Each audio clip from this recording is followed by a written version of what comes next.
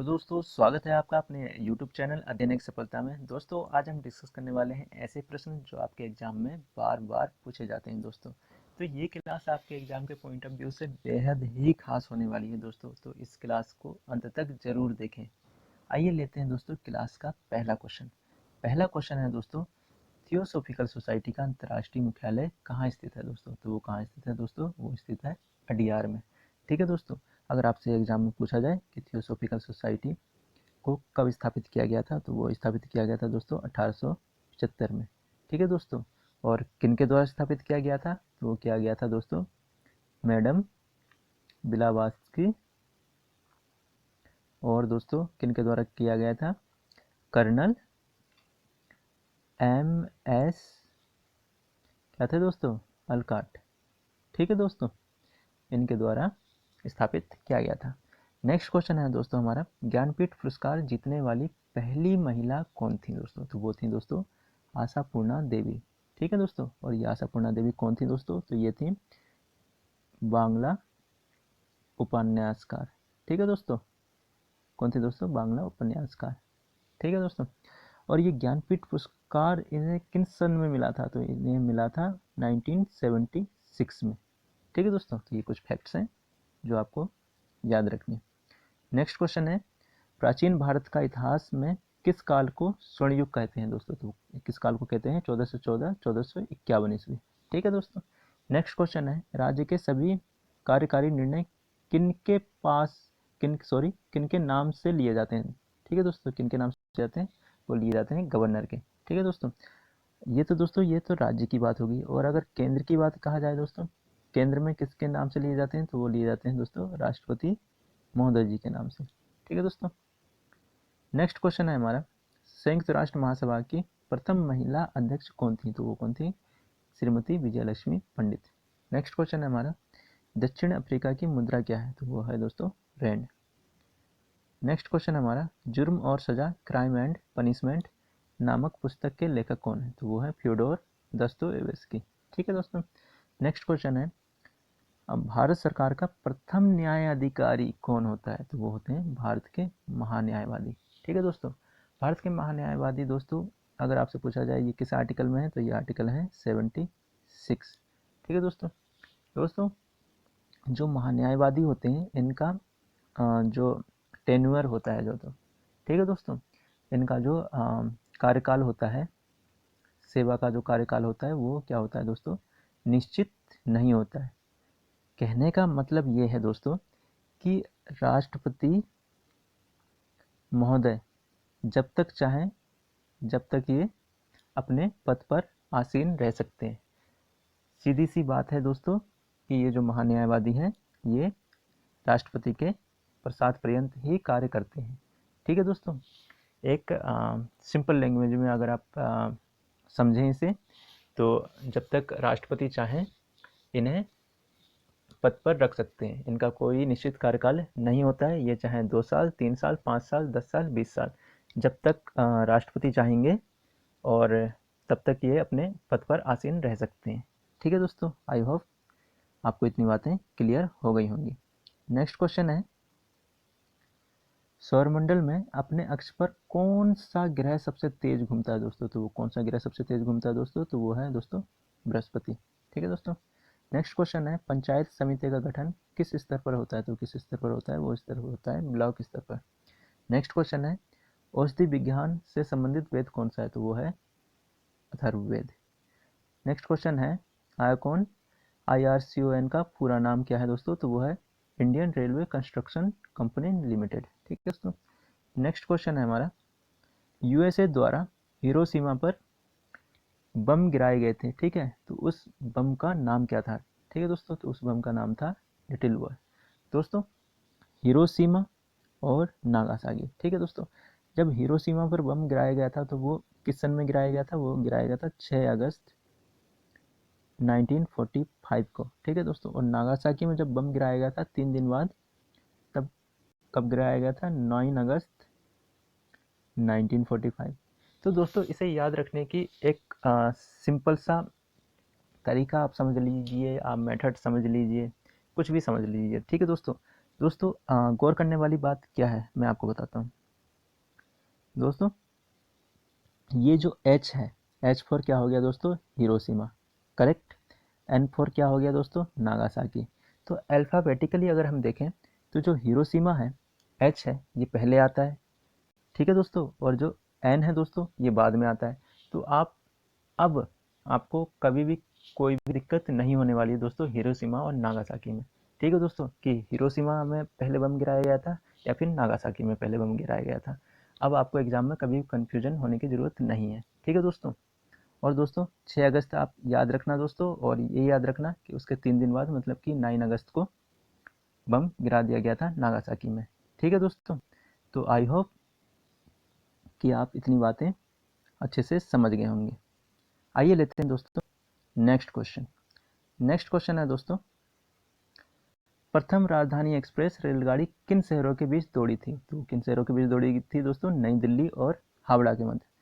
Next question है, राज्य की राजधानियों में गणतंत्र दिवस समारोह में ध्वज, राष्ट्रीय ध्वज कौन फहराता है दोस्तों। तो वो कौन फहराते हैं, राज्यपाल फहराते हैं, ठीक है दोस्तों। नेक्स्ट क्वेश्चन है हमारा, फॉरवर्ड ब्लॉक किसके द्वारा बनाई गई थी। तो फॉरवर्ड ब्लॉक बनाई गई थी दोस्तों, किसके द्वारा बनाई गई थी, वो बनाई गई थी सुभाष चंद्र बोस जी के द्वारा। और किस सन में बनाई गई थी, तो ये बनाई गई थी 1939 में, ठीक है दोस्तों। सुभाष चंद्र बोस जी के बारे में कुछ फैक्ट्स जान लेते हैं। इनका जन्म हुआ था दोस्तों 23 जनवरी 1897 में, ठीक है दोस्तों। और ये दोस्तों जो सुभाष चंद्र बोस जी हैं, इन्हें कांग्रेस के अध्यक्ष भी बने थे दोस्तों। ये कब बने थे दोस्तों, जब कांग्रेस का दोस्तों 51वां, ठीक है दोस्तों, कांग्रेस का 51वां वार्षिक अधिवेशन जब था दोस्तों, तब इन्हें अध्यक्ष चुना गया था कांग्रेस का, ठीक है दोस्तों। किस सन में, 1938 में। लेकिन दोस्तों क्या हुआ कि 1939 में ना, इन्होंने क्या हुआ कि कांग्रेस के अध्यक्ष से इस्तीफा दे दिया, ठीक है दोस्तों।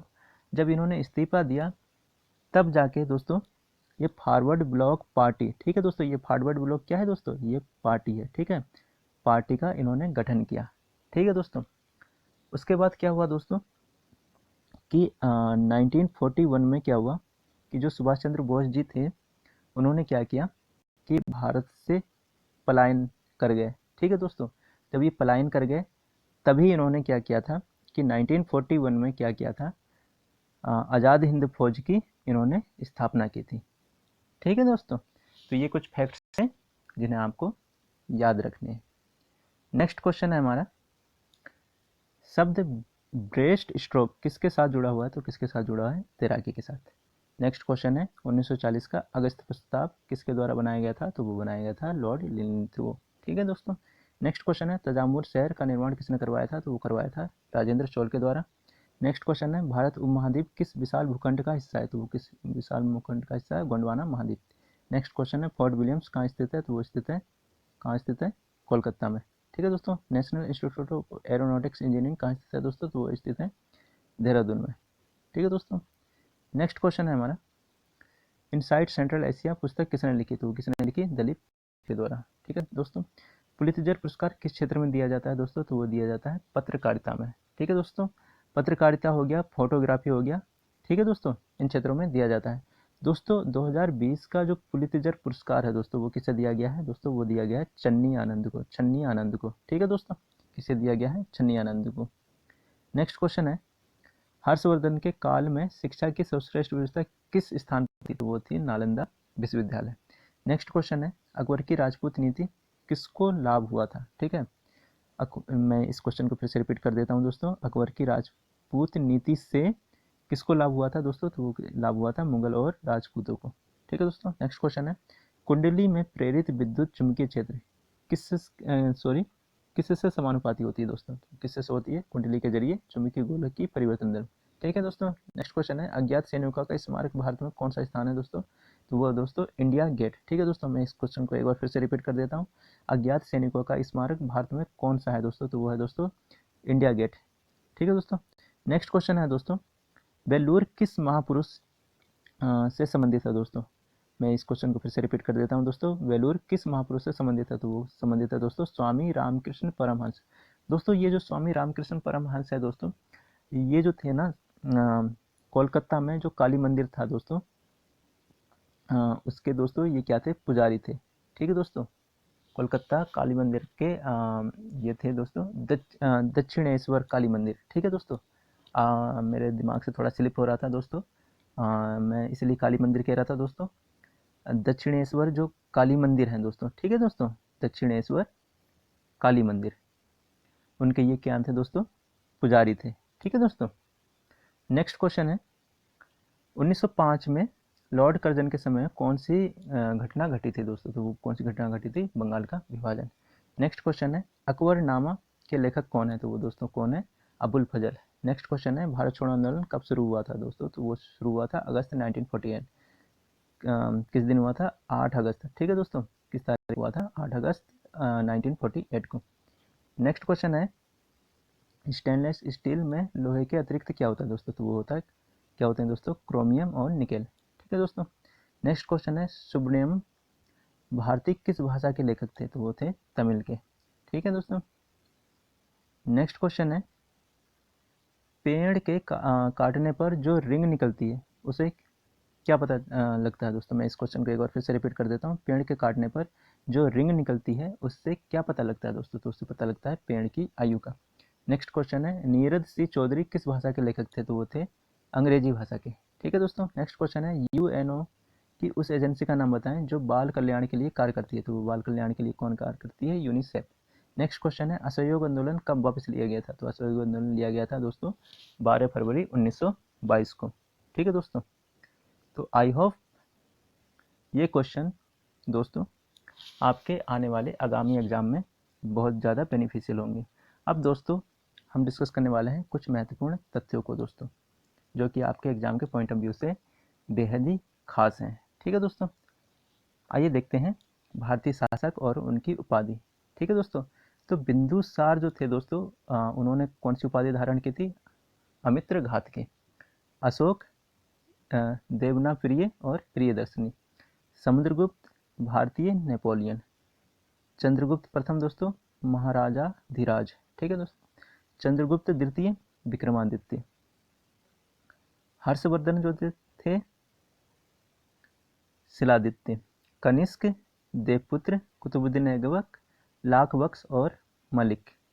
शिवाजी छत्रपति बालाजी बाजीराव नाना साहेब। ठीक है दोस्तों, नेक्स्ट क्वेश्चन है सॉरी नेक्स्ट है हमारे जहांगीर शेख सलीम औरंगजेब बादशाह गाजी और पुलकेशियन द्वितीय परमेश्वर महेंद्र बर्मन प्रथम विचित्र चित्र नरसिंहा बर्मन प्रथम वातापिकोड महामल्ल गोविंद तृतीय जगतुंग। ठीक है दोस्तों, नेक्स्ट है हमारे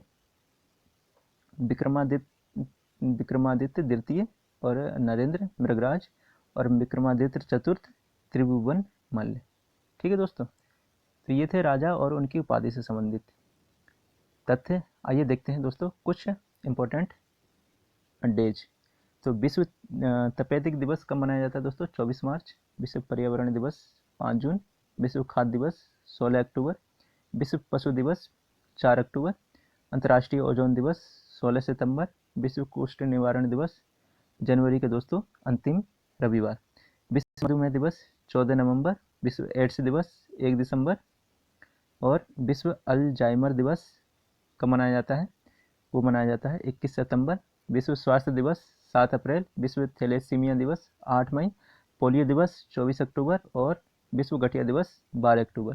ठीक है दोस्तों, तो ये थे कुछ इंपॉर्टेंट डेज। आइए डिस्कस करते हैं दोस्तों कुछ क्रांति। ठीक है दोस्तों, हरित क्रांति खाद्य उत्पादन से संबंधित है। श्वेत क्रांति दुग्ध एवं दुग्ध उत्पादन से संबंधित है। पीली क्रांति तिलहन से संबंधित है दोस्तों। नीली क्रांति मत्स्य एवं एक्वाकल्चर से संबंधित है दोस्तों। गुलाबी क्रांति झींगा उत्पादन से संबंधित है। काली क्रांति पेट्रोलियम से संबंधित है दोस्तों। रजत क्रांति अंडा और पोल्ट्री फार्म से पोल्ट्री उत्पादन से संबंधित है दोस्तों। लाल क्रांति मांस और टमाटर से संबंधित है। और गोल्ड क्रांति दोस्तों आलू से संबंधित है दोस्तों। तो ये कुछ तथ्य थे दोस्तों जो आपके एग्जाम के पॉइंट ऑफ व्यू से बेहद ही खास हैं दोस्तों। दोस्तों अगर क्लास अच्छी लगी हो तो इसे लाइक कीजिए, क्लास अच्छी ना लगी हो दोस्तों तो इसे डिसलाइक कीजिए। और दोस्तों मेरे चैनल को सब्सक्राइब करना ना भूलिए दोस्तों, अगर मेरा आपको एफर्ट अच्छा लगा हो दोस्तों। थैंक यू दोस्तों आप सभी को।